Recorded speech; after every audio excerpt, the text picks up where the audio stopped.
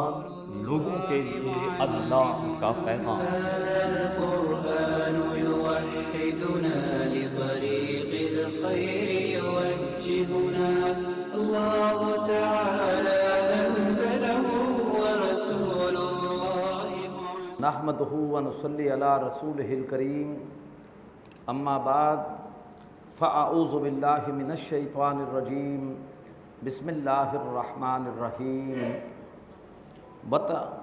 فمن یضلل اللہ فما له من ولی من بعدہ وتری الظالمین لما رأوا العذاب یقولون هل الی مرد من سبیل صدق اللہ العظیم۔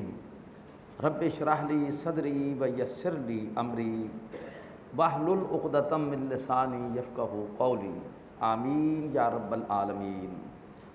محترم حضرات اور معزز خواتین، اللہ تبارک و تعالیٰ سے ہمیشہ دعا کرنی چاہیے کہ اللہ تبارک و تعالیٰ ہمیں ہر قسم کے شر اور گمراہی سے محفوظ فرمائے۔ اللہ تعالیٰ سورہ شورى کے آخری رکوع میں، 5ویں رکوع میں، ایسے لوگ کہ جن کو اللہ تبارک و تعالیٰ گمراہ کر دیتا ہے، یعنی ان کے نفوس کی شرارت کی وجہ سے اللہ تعالیٰ ان سے ناراض ہوتا ہے اور پھر ان کی گمراہی کا فیصلہ کر دیتا ہے۔ اللہ تبارک و تعالیٰ روز قیامت ان کی بے بسی اور ان کی لاچارگی کا ذکر فرما رہا ہے۔ سورہ شورى کا جیسا کہ موضوع ہے اقامت دین، اللہ تبارک و تعالیٰ کے دین کو قائم کرو۔ اس حوالے سے بھی بعض گمراہیاں ہیں جو دانشور پھیلاتے ہیں۔ ہر زمانے میں کچھ درباری علماء بھی ہوتے ہیں جو کہ بادشاہوں کو خوش کرنے کے لیے ان کی مرضی کے مطابق دین کی توجیہات کرتے ہیں۔ اسی طرح سے روشن خیال حکمرانوں کو بھی روشن خیال دانشور میسر آ جاتے ہیں کہ جو ان کی مرضی کے مطابق قرآن کی تفسیر کرتے ہیں۔ ایسی ایک روشن خیال دانشور، انہوں نے پہلے تو یہ تفسیر کی انقیم الدین کی کہ دین کو قائم کرو سے مراد یہ نہیں ہے کہ آپ دین کے غلبے کے لیے کوئی جماعت بنائیں، کوئی پریشر گروپ بنائیں۔ آپ کا کام ہے صرف واعظ و نصیحت۔ آپ واعظ و نصیحت کر دیں، حکمران آپ کی بات مان لیں تو ٹھیک ہے، نہ مانے تو آپ کی ذمہ داری پوری ہو گئی۔ حالانکہ بالکل اللاجیکل بات ہے، آج تک کبھی بھی کسی ظالم نے اپنا ظلم صرف تبلیغ کے ذریعے سے جو ہے وہ نہیں چھوڑا۔ آسانی سے وردی یہاں پہ نہیں اتاری جاتی تو کہاں کوئی اپنا ظلم اور اپنی عیاشیاں چھوڑ دے گا صرف واعظ و نصیحت سے؟ وہ تو ضرورت ہوتی ہے کہ ہمیشہ جب بھی دنیا میں کوئی انقلاب آیا، تبدیلی آئی ہے، تو اس کے لیے کچھ لوگ اٹھے ہیں اور انہوں نے جو ہے وہ زبردستی اس قسم کے ظالموں سے جو ہے وہ اقتدار چھینا ہے، ان کی لوٹ کسوٹ انہوں نے ختم کرائی ہے۔ لیکن ان کا بس فلسفہ یہی تھا کہ دعوت دعوت دعوت، آپ صرف دعوت دیتے رہیے اور اس کے ذریعے سے بس تبدیلی آ گئی تو ٹھیک ہے، ورنہ آپ کا کام پورا ہو گیا۔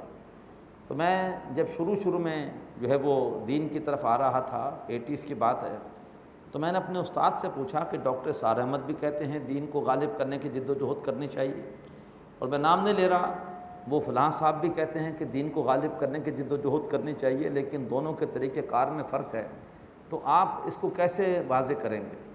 تو مجھ سے کہنے لگے کہ دیکھو بیٹا، تمہارے گھر کے دروازے کے بالکل سامنے گدھا آ کے بیٹھ جائے تو اب دو طریقے ہیں گدھے سے ڈیل کرنے کے۔ ایک طریقہ تو ان دانشور کا ہے کہ آپ گدھے کی منتیں کریں کہ چلے جاؤ یہاں سے بھائی، چھوڑ دو راستہ۔ اگر وہ چھوڑ دے تو بڑی اچھی بات ہے، ورنہ آپ کچھ مت کہیں اس کو۔ ڈاکٹر سار احمد گدھے کو جو ہے وہ زبان سے بھی شور کر کے ہٹانے کی کوشش کر رہے ہیں، لیکن ساتھ ساتھ وہ ایک ڈنڈا بھی تلاش کر رہے ہیں۔ جیسے ڈنڈا ان کے ہاتھ میں آئے تو ڈنڈے کے زور پہ گدھے کو وہاں سے بھگا دیں گے۔ اتنا ہی فرق ہے، زیادہ فرق نہیں ہے دونوں کے طریقہ کار میں۔ تو یہ تو ایک جو ہے انہوں نے مثال سے بات مجھے سمجھا دی۔ پھر بعد میں اس دانشور نے مزید سوچا کہ نہیں، یہ جو میں بات کہہ رہا ہوں کہ اقامت دین کی جد و جہد ضروری ہے، لیکن صرف دعوت سے یہ کام ہو جائے گا۔ بعد میں مزید پھر تحریف کی قرآن مجید میں، اور انقیم الدین کا ترجمہ کیا کہ دین پر قائم رہو۔ حالانکہ بالکل جو ہے وہ گرامر کی جو الف بے بھی جانتا ہے وہ بھی کہتے ہیں بالکل غلط ہے۔ اقیمو کا فعل متعدی فعل ہے، لازم فعل نہیں ہے۔ اقیمو کا فعل یہ نہیں ہوتا کہ خود دین پر قائم رہو۔ انقیم الدین، دین کو قائم رکھو یا دین کو قائم کرو۔ اگر قائم ہے تو اس کی حفاظت کرو، اللہ کی حدود کے محافظ بن جاؤ، تم حافظین لحدود اللہ ہو۔ اور اگر دین قائم نہیں ہے تو پھر تمہاری ذمہ داری ہے مشترکہ ذمہ داری ہے، تمہارا مشترکہ ہدف ہے، مل جل کے کوشش کرو اور دین کو قائم کرو، اس کے احکامات کو انفورس کرو، نافذ کرو۔ اللہ ہمیں ہر قسم کی گمراہی سے محفوظ فرمائے۔ فرمایا وَمَن يُضْلِلِ اللَّهُ، جس کو اللہ تبارک و تعالیٰ بھٹکا دے، گمراہ کر دے، فَمَا لَهُ مِن وَلِيٍّ مِّن بَعْدِهِ، تو پھر اللہ تبارک و تعالیٰ کے بعد کوئی، یعنی اللہ کے سوا کوئی اس کا حمایتی، کوئی اس کا دوست نہیں ہے۔ وَتَرَى الظَّالِمِينَ لَمَّا رَأَوُا الْعَذَابَ، اور تم دیکھو گے ظالموں کو، ظلم کرنے والوں کو، استحصال کرنے والوں کو، کہ جب وہ عذاب کو دیکھیں گے، یقولون، تو فریاد کریں گے، حل الی مرد من سبیل، ارے یہاں سے لوٹ جانے کی کوئی سبیل ہے، کوئی راستہ ہے کہ ہم یہاں سے چلے جائیں اور اب جو عذاب ہمیں نظر آ رہا ہے اس سے اپنے آپ کو بچا لیں۔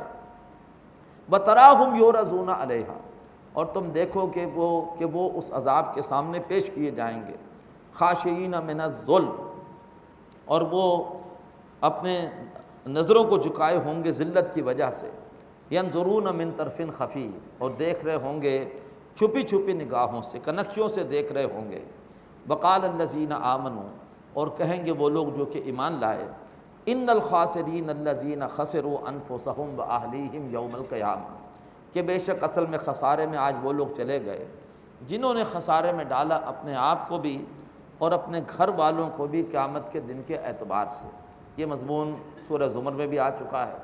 اللہ تبارک و تعالی ہمیں اپنے گھر والوں کو جہنم کی آگ سے بچانے کی فکر کرے، بچانے کے لیے کوشش کرنے کی توفیق دے۔ قوا انفسکم واہلیکم نارا، جو لوگ گھر پہ حرام کمائی لے کر آتے ہیں وہ اپنے گھر والوں کو جہنم کی آگ میں دھکیل رہے ہیں۔ حرام کمائی سے پلنے والے جسم پر اللہ نے جنت حرام کر دی ہے۔ اسی طرح سے جو لوگ اپنے گھروں پر بے حیائی کی اشاعت کر رہے ہیں، انہیں کوئی پرواہ نہیں کہ ٹیلی ویژن کے ذریعے سے کیا چیز گھر میں نشر ہو رہی ہے اور نیٹ پر بیٹھ کر میرا بچہ میرے بچی کیا کچھ دیکھ رہے ہیں، وہ بڑے خطرے میں ہیں، اس لیے کہ بے حیائی پھیلانے والوں کے لیے سورہ نور کی آیت 19 میں آتا ہے کہ ایسے بدبختوں کے لیے دنیا آخرت میں دردناک عذاب ہے۔ اسی طریقے پر ایسے تعلیمی اداروں میں داخل کرنا کہ جہاں پر بچوں کا ایمان خطرے میں ہو، یہ بھی بہت بڑا اپنے بچوں کے ساتھ ظلم ہے اور ان معصوموں کے ساتھ زیادتی ہے کہ ہم انہیں کن کے حوالے کر رہے ہیں۔ اسی طریقے پر نامناسب تفریحات اور تفریحی مقامات پر لے جانا، یہ بھی اصل میں بہت بڑی اپنی اولاد کے ساتھ زیادتی ہے۔ ایک صاحب نے توبہ کی، وہ کہتے ہیں کہ میں رشوت لیتا تھا اور جو ہے وہ ایک سرکاری سیٹ پر تھے، کہنے کہ بس ایک واقعے نے مجھے توبہ کی توفیق دے دی۔ ایک روز میں کسی وجہ سے اپنے بچے کو ساتھ لایا اپنے دفتر، بچہ ساتھ بیٹھا ہوا تھا، ٹھیکیدار میرے پاس آیا کسی کام کے لیے، اس نے پوچھا صاحب آپ کا بیٹا ہے؟ میں نے کہا جی ہاں میرا بیٹا ہے۔ اس نے بہت پیار کیا اور جیب سے نکال کے 500 روپے اس نے میرے بیٹے کو دے دیے۔ وہ 500 روپے دیکھ کر میں ہل گیا۔ میں نے کہا کہ اس سے پہلے تو میں خود ہی حرام کمائی لیتا رہا، آج میرے سامنے میرے بچے کو یہ 500 روپے دیے جا رہے ہیں، یہ بھی حرام کمائی کے ہیں، ورنہ اس کا میرے بچے کے ساتھ کیا تعلق ہے اور کیا اس سے اس کی محبت ہے۔ تو اب تو کہنا اپنی آنکھ سے میں نے دیکھا کہ میرے بیٹے کے ہاتھ میں ایک ایسا پیسہ آیا ہے جو کہ پیسہ ویسے نہ آتا اگر میں سیٹ پر نہ ہوتا۔ اسی وقت میں نے وہ پیسے اس کو واپس کیے کہ نہیں اس کی ضرورت نہیں ہے، اور کہتے ہیں اللہ کا شکر ہے کہ میں نے پھر اسی دن طے کر لیا کہ میں نے یہاں سے استعفیٰ دے کر کوئی متبادل جس کے حلال والی جو ہے وہ نوکری کو ڈھونڈنی ہے۔ تو اللہ تبارک و تعالی ہمیں اپنے گھر والوں کے اوپر رحم کرنے کی توفیق عطا فرمائے۔ کوئی ایسا کام نہ کرے کہ جس سے گھر والوں کی عاقبت خطرے میں ہو۔ اصل خسارے میں جانے والے وہ بد نصیب ہیں کہ جنہوں نے اپنے آپ کو اور اپنے گھر والوں کو ڈالا خسارے میں قیامت کے دن کے اعتبار سے۔ الا ان الظالمین فی عذاب مقیم، جان لو کہ بے شک ایسے ظالم قائم رہنے والے عذاب میں ہوں گے۔ وما کان لہم من اولیاء ینصرونہم من دون اللہ، اور ان کے کوئی ایسے حمایتی نہیں ہوں گے جو اللہ کے سوا ان کی مدد کریں۔ ومن یضلل اللہ فما لہ من سبیل، جسے اللہ تعالیٰ بھٹکا دے اس کے لیے پھر کوئی راستہ نہیں ہے۔ اب اس کے بعد آخر میں ایک بار پھر زوردار دعوت دی جا رہی ہے کہ اقامت دین کی جد و جہد کے لیے کمر کس لو، اس کے حوالے سے اپنے مال، اپنی توانائیاں، اپنے وسائل لگاؤ۔ فرمایا استجیبوا لربکم، اپنے رب کی پکار پہ لبیک کہو۔ اس پوری صورت میں رب کا صرف ایک ہی حکم آیا ہے، ایک ہی رب کی پکار آئی ہے، ان اقیموا الدین، دین کو قائم کرو۔ ولا تتفرقوا فی، اس بارے میں کسی بھی تفرقے کا، انتشار کا شکار مت ہو۔ فرمایا استجیبوا لربکم، اپنے رب کی پکار پہ لبیک کہو، من قبل ان یاتی یوم، اس سے پہلے کہ وہ دن آ جائے، لا مرد لہ من اللہ، کہ جسے پھر اللہ تعالیٰ کے یہاں سے پھیرنا ممکن نہ ہو۔ اس کے بعد تمہاری موت کا دن آ جائے، فریادیں کرتے رہو گے لیکن پھر اللہ تعالیٰ دوبارہ مہلت نہیں دے گا، یا کوئی عذاب آ جائے، کوئی آفت آ جائے، قیامت آ جائے، تو اس سے پہلے کہ وہ دن آئے کہ جس سے پھر اللہ کے مقابلے میں کوئی پھیرنا ممکن نہ ہو۔ ما لکم من ملجأ یومئذ، اس روز تمہارے لیے کوئی پناہ گاہ نہیں ہوگی، وما لکم من نکیر، اور کوئی تمہاری طرف سے اللہ کے ہاں جا کر پوچھنے والا نہیں ہوگا، کوئی تمہارے حوالے سے وہاں پر جا کر اللہ کے ہاں جا کے کوئی تمہارے لیے باس پرس کرنے والا کہ ہمارے بندے کا کیا ہوا، اس کے ساتھ یہ انجام کیوں ہوا، کوئی اللہ کے ہاں تمہاری طرف سے پوچھنے والا نہیں ہوگا۔ فَإِنْ أَعْرَضُوا، اور پھر اگر اے نبی صلی اللہ علیہ وآلہ وسلم وہ اعراض کریں، فَمَا أَرْسَلْنَاكَ عَلَيْهِمْ حَفِيظًا، تو اے نبی ہم نے آپ کو ان پر ذمہ دار بنا کر نہیں بھیجا، آپ نے ان پر ان کے دینی فرائض واضح کر دیے، ان کی ذمہ داری واضح کر دی، اب عمل کریں گے تو یہ ان کا اپنا بھلا ہے، عمل نہیں کریں گے تو خود نقصان اٹھائیں گے، آپ کی ذمہ داری ان سے منوانا نہیں ہے۔ ان علیک الا البلاغ، آپ کے ذمے ہے صرف ان تک صحیح بات کو پہنچا دینا۔ وَإِنَّا إِذَا أَذَقْنَا الْإِنسَانَ مِنَّا رَحْمَةً فَرِحَ بِهَا، اور ہم جب انسان کو اپنی رحمت کا مزہ چکھاتے ہیں تو وہ اس پر بہت اتراتا ہے، تکبر کرنے لگتا ہے، پھولے نہیں سماتا۔ وَإِن تُصِبْهُمْ سَيِّئَةٌ بِمَا قَدَّمَتْ أَيْدِيهِمْ، اور جب ان کو پہنچتی ہے کوئی برائی ان کے اپنے ہاتھوں کی کمائی کی وجہ سے، شریعت پر عمل نہیں کرتے، شریعت نافذ نہیں کرتے، اللہ ناراض ہوتا ہے، اللہ عذاب بھیجتا ہے۔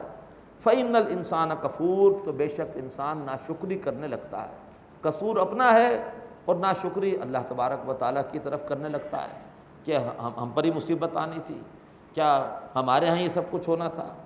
لِلَّهِ مُلْكُ السَّمَاوَاتِ وَالْأَرْضِ، تم اپنے اختیار میں اللہ کی بادشاہت قائم کرو یا نہ کرو، حقیقت یہ ہے کہ اللہ تو بادشاہ ہے، اس نے تمہیں امتحان کے لیے ایک چھوٹا سا اختیار دیا ہے، بہتر ہے کہ اختیار کا پازیٹیو مثبت استعمال کر کے اللہ کے بادشاہت کو اپنے اختیار میں قائم کر دو۔ نہیں کرتے تو اللہ تو بادشاہ ہے، جب چاہے گا تمہارا اختیار تم سے چھین لے گا۔ للہ ملک السماوات والارض، آسمان اور زمین کی بادشاہت تو اللہ کے لیے ہے۔ اس کی ایک مثال اللہ نے دی، یخلق ما یشاء، اللہ تعالیٰ جو چاہتا ہے تخلیق کرتا ہے، تمہیں بھی اللہ نے تخلیق کیا ہے، تمہارا ناک نقشہ اللہ نے بنایا ہے، تمہارا اختیار نہیں ہے کہ تم اپنے لیے خود طے کرتے کہ میری آنکھیں ایسی ہوں اور میری ناک ایسی ہو، اللہ نے بنائی ہے۔ یہب لمن یشاء اناثا، اور جس کو چاہتا ہے بیٹیاں عطا کر دیتا ہے، وَيَهَبُ لِمَن يَشَاءُ الذُّكُورَ، اور جس کو وہ چاہتا ہے بیٹے عطا کر دیتا ہے، اَوْ يُزَوِّجُهُمْ، یا یہ ہے کہ ان کے جوڑے عطا کرتا ہے، بیٹیاں بھی دیتا ہے بیٹے بھی دیتا ہے، اَوْ يُزَوِّجُهُمْ ذُكْرَانًا وَإِنَاثًا، یا انہیں جوڑے دے دیتا ہے، بیٹے بھی اور بیٹیاں بھی۔ وَيَجْعَلُ مَن يَشَاءُ عَقِيمًا، اور جس کو چاہتا ہے اللہ تبارک و تعالیٰ بھانج کر دیتا ہے، باوجود بڑی دعاؤں کے علاج کے ان کے ہاں اولاد نہیں ہوتی۔ انہ علیم قدیر، بے شک اللہ تعالیٰ سب کو جاننے والا، قدرت رکھنے والا ہے۔ وما کان لبشر، کسی بھی انسان کے لیے ممکن نہیں ان یکلمہ اللہ، کہ اللہ تعالیٰ اس سے کلام کرے۔ بندہ اللہ سے کلام کر سکتا ہے، لیکن انسان کے لیے ممکن نہیں کہ انسان اللہ کے کلام کا بوجھ اٹھا سکے۔ تو کسی انسان کے لیے ممکن نہیں کہ اللہ تبارک و تعالیٰ اسے اپنے شرف ہم کلامی سے نواز سکے، الا واحیا، مگر یہ ہے کہ اشارے سے۔ وہی اپنے لغوی معنی میں ہے کہ اللہ تعالیٰ چپکے سے تیزی سے کوئی بات انسان کے ذہن میں ڈال دیتا ہے۔ ہم خود کہتے ہیں یار یہ آئیڈیا اچانک میرے ذہن میں آیا، اللہ تعالیٰ کی طرف سے آتا ہے۔ اسی طرح اللہ نے حضرت موسیٰ علیہ السلام کی والدہ کے ذہن میں ایک بات ڈال دی تھی، اسی طریقے پر حضرت عیسیٰ کے حواریوں کے ذہن میں اللہ نے بات ڈالی تھی کہ عیسیٰ علیہ السلام پر ایمان لائیں۔ تو نمبر ایک کیا طریقہ ہے، اللہ تعالیٰ چپکے سے تیزی سے کوئی بات انسان کے ذہن میں ڈال دیتا ہے، او من وراء حجاب، یا اللہ تبارک و تعالیٰ پردے کے پیچھے سے کلام فرماتا ہے، جیسے موسیٰ علیہ السلام سے اللہ نے پردے کے پیچھے سے کلام فرمایا اور انہوں نے اللہ کو دیکھا نہیں، لیکن اللہ کی بات سنی، اللہ سے شرف ہم کلامی کا اعزاز حاصل کیا۔ یا معراج کی شب اللہ کے رسول صلی اللہ علیہ وسلم کے بارے میں ایک رائے یہ ہے حضرت عائشہ کی کہ آپ نے اللہ کو دیکھا نہیں، میں ورائے حجاب اللہ نے آپ سے گفتگو کی۔ حضرت علی کی رائے یہ ہے کہ نہیں، آپ نے اللہ کو معراج کی شب دیکھا بھی ہے، واللہ عالم اختلافی مسئلہ ہے۔ او یرسل رسولا، اور یا یہ ہے کہ اللہ تبارک و تعالیٰ بھیجتا ہے کسی فرشتے کو، فیوحی بِإِذْنِهِ مَا یشاء، اور پھر اللہ تعالیٰ اپنے اذن سے اس اپنے رسول کی طرف فرشتے کے ذریعے سے جو چاہتا ہے وہی فرما دیتا ہے، یعنی رسولوں تک اللہ کا پیغام پہنچتا ہے وحی کے ذریعے سے، اور وہ وحی نہ لے کر آتے ہیں اللہ کی طرف سے فرشتے۔ انہ علی حکیم، بے شک وہ اللہ بہت ہی بلند و بالا کمال حکمت والا ہے۔ وَكَذَلِكَ أَوْحَيْنَا إِلَيْكَ رُوحًا مِّنْ أَمْرِنَا، اسی طرح سے اے نبی ہم نے آپ کی طرف وحی بھیجی اپنے امر سے۔ روح کا تعلق بھی عالم امر سے ہے، وحی کا تعلق بھی عالم امر سے ہے، اور خود فرشتوں کا تعلق بھی عالم امر سے ہے۔ تو وحی لانے والے فرشتے وہ بھی عالم امر کے، وحی بھی عالم امر کی، اور انسان کے وجود میں جو چیز وحی کو ریسیو کرتی تھی روح، اس کا تعلق بھی عالم امر سے۔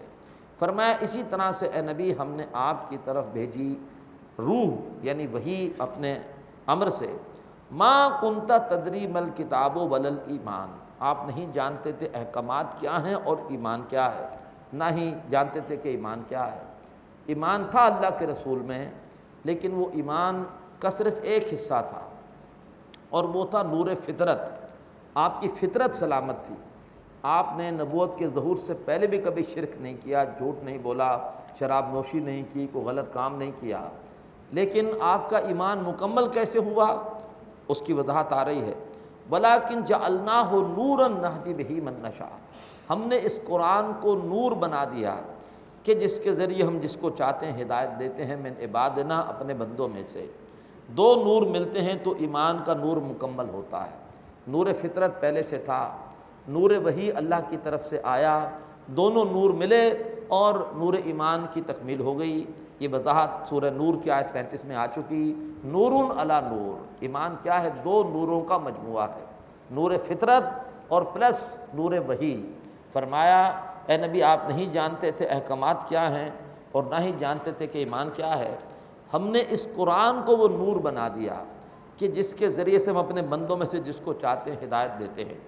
وَإِنَّكَ لَتَهْدِي إِلَىٰ صِرَاطٍ مُسْتَقِيمٍ، اس طریقے پر اے نبی آپ کے ایمان کی تکمیل ہو گئی، اور اب بے شک آپ ہیں جو لوگوں کی رہنمائی کر رہے ہیں سیدھے راستے کی طرف۔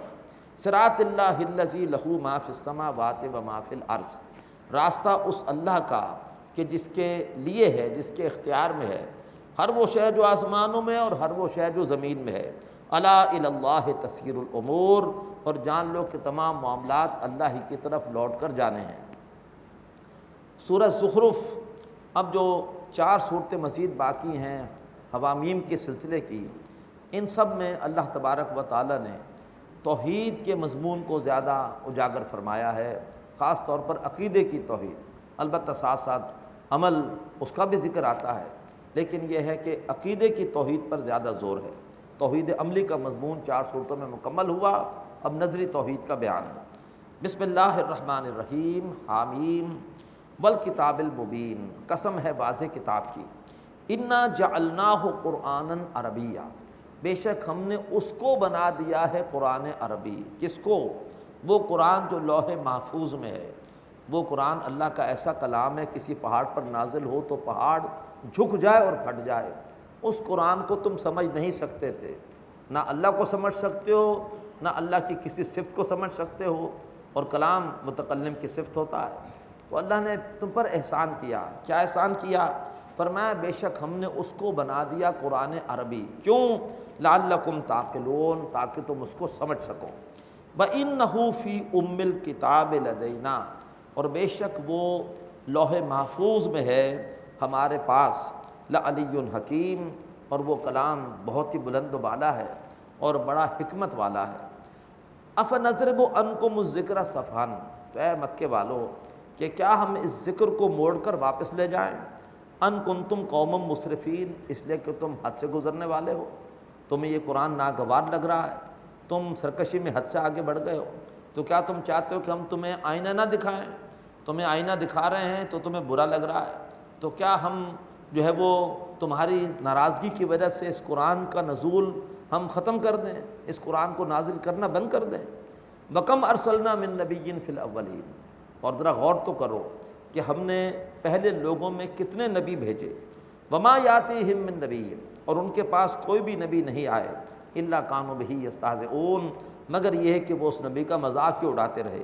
فَأَهْلَكْنَا أَشَدَّ مِنْهُمْ بَطْشًا، تو پھر ہم نے ان میں سے ہلاک کیا ایسی قوموں کو جو بڑی شدید قوت والی تھیں، بڑے زور والی تھیں۔ وَمَضَىٰ مَثَلُ الْأَوَّلِينَ، اور پہلوں کے ساتھ یہ دستور چلا آیا کہ جس نے بھی ہمارے نبی کا مذاق اڑایا ہم نے اس کو سخت سزا دی، اے مکے والو تم بھی باز آ جاؤ۔ وَلَئِن سَأَلْتَهُمْ، اور اگر اے نبی آپ ان سے پوچھیں من خلق السماوات والارض، بتاؤ آسمان اور زمین کس نے بنائے، لَيَقُولُنَّ، وہ ضرور کہیں گے خلقہن العزیز العلیم، کہ ان کو بنایا ہے ایک ایسی ہستی نے جو زبردست ہے اور علم رکھنے والی، الذی جعل لکم الارض مہدا، وہ ہستی کے جس نے تمہارے لیے زمین کو بنا دیا بچھونا، وجعل لکم فیہا سبلا، اور بنا دیے تمہارے لیے اس زمین میں راستے، کیوں؟ لعلکم تہتدون، تاکہ تم اس سے اپنی منزلوں کی رہنمائی حاصل کر سکو۔ والذی نزل من السماء ماء بقدر، وہ ہستی کہ جس نے اتارا آسمان سے پانی ایک اندازے کے مطابق، جتنی ضرورت تھی اتنا پانی اتارا، فانشرنا بہ بلدۃ میتا، اور اس پانی کے ذریعے سے ہم نے مردہ شہر کو یا مردہ دیش کو ہم نے زندہ کر دیا۔ کذالک تخرجون، جس طرح سے وہ مردہ زمین اور مردہ دیش زندہ ہوا ہے، اسی طرح سے اے انسانوں تمہیں بھی نکالا جائے گا، تمہیں بھی مرنے کے بعد دوبارہ زندہ کیا جائے گا۔ والذی خلق الازواج کلھا، اور وہ ہستی کہ جس نے ہر چیز کے بنائے ہیں جوڑے۔ اب ایک مثال دی جا رہی ہے، وہ مثال کیا ہے؟ وَجَعَلَ لَكُم مِّنَ الْفُلْكِ وَالْأَنْعَامِ مَا تَرْكَبُونَ، اور اس نے تمہارے لیے بنائی ہیں کشتیاں بھی اور چوپائے بھی کہ تم جن پر سواری کرتے ہو۔ یہ بھی جوڑا ہے سواریوں کا، ایک سواری سمندر کی سواری ہے کشتیاں، اور دوسری خشکی کی سواری ہے وہ بڑے بڑے چوپائے، وہ اونٹ اور وہ گھوڑے کہ جن کے اوپر تم سواری کرتے ہو۔ لِتَسْتَوُوا عَلَىٰ ظُهُورِهِ، تاکہ جب تم ان کی پیٹھ پر، یعنی ان جانوروں کی پیٹھ پر جب تم جم کر بیٹھو، ثُمَّ تَذْكُرُوا نِعْمَتَ رَبِّكُمْ، تو پھر تم اپنے رب کی نعمت کو یاد کرو، اِذَا اسْتَوَيْتُمْ عَلَيْهِ، جب کہ تم بیٹھ چکو اس کی سواری پر جم کر، وَتَقُولُوا، اور پھر تم یہ دعا پڑھو، سبحان الذی سخر لنا ھذا، پاک ہے وہ ہستی کہ جس نے اس جانور کو، اس سواری کو ہمارے قابو میں کر دیا، وما کننا لہو مقرنین، اور ہم اس سواری کو قابو میں لانے والے نہیں تھے، وَإِنَّا إِلَىٰ رَبِّنَا لَمُنْقَلِبُونَ، اور بے شک ہم اپنے رب کی طرف پلٹنے والے ہیں۔